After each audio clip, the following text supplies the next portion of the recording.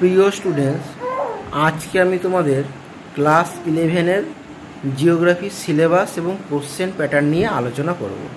তোমরা ইতিমধ্যে জেনে গেছো যে তোমাদের সিলেবাসে বিরাট একটা পরিবর্তন হয়েছে। সেই পরিবর্তিত সিলেবাস সম্পর্কেই আজকে আমি আলোচনা করব।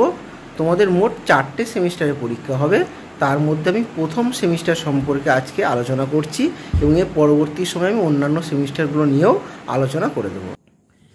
ক্লাস 11-এ তোমাদের প্রথম সেমিস্টারে 35 নম্বরের পরীক্ষা হবে। এই পরীক্ষার টাইপটা হবে এমসিকিউ টাইপের, অর্থাৎ তোমাদের এই পরীক্ষাটা ওএমআর শিটে পরীক্ষাটা দিতে হবে। প্রত্যেকটা প্রশ্নের জন্য 1 নম্বর করে থাকবে। 35টা প্রশ্ন তোমাদের উত্তর করতে হবে। এই 35টা প্রশ্নের মধ্যে তোমাদের 3টে টপিক রয়েছে।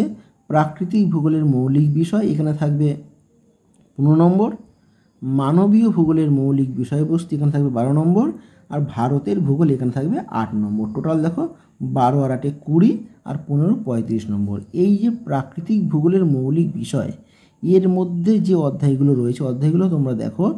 বিষয় হিসেবে ভূগোল, পৃথিবীর উৎপত্তি, পৃথিবীর অভ্যন্তরভাগ, ভূমিরূপ গঠনকারী প্রক্রিয়া, আবহাওয়া ও জলবায়ু, অর্থাৎ 1টা 2টো 3টে 4টে 5টা, এই 5টা অধ্যায় মিলিয়ে তোমাদের 15 নম্বরের প্রশ্ন হবে, অর্থাৎ সব প্রশ্নগুলোই কিন্তু এমসিকিউ হবে।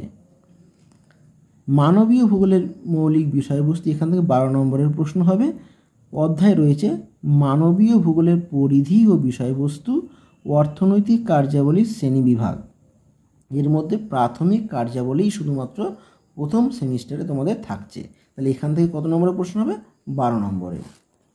ভারতের ভূগোল এখানে থাকছে 8 নম্বর। দেশ হিসেবে ভারত, ভারতের মধ্যে থাকছে গঠন ও ভূপ্রকৃতি আর ভারতের জলনিকাশি ব্যবস্থা। অর্থাৎ এই কটা অধ্যায় মিলিয়ে তোমাদের প্রথম সেমিস্টারের পরীক্ষাটা হবে 35 নম্বরের। এবং আবারও বলি, এই পরীক্ষাটা কিন্তু তোমাদের ওএমআর শিটে দিতে হবে এবং এই পরীক্ষার যে ডেটটা দেওয়া রয়েছে সেপ্টেম্বর মাস, অর্থাৎ পুজোর আগেই কিন্তু তোমাদের এই প্রথম সেমিস্টারের এমসিকিউ টাইপ যে পরীক্ষা হবে সেটা সেপ্টেম্বর মাসেই হবে। এর পরবর্তী সময় আমরা দ্বিতীয় সেমিস্টার প্র্যাকটিক্যাল সমস্ত বিষয়গুলো নিয়ে আলোচনা করব। আর এর মধ্যে যে অধ্যায়গুলো রয়েছে এই অধ্যায়গুলো আমরা পরবর্তী সময় ধীরে ধীরে আলোচনা করে দেবো। সকলে ভালো থাকো, সুস্থ থাকো।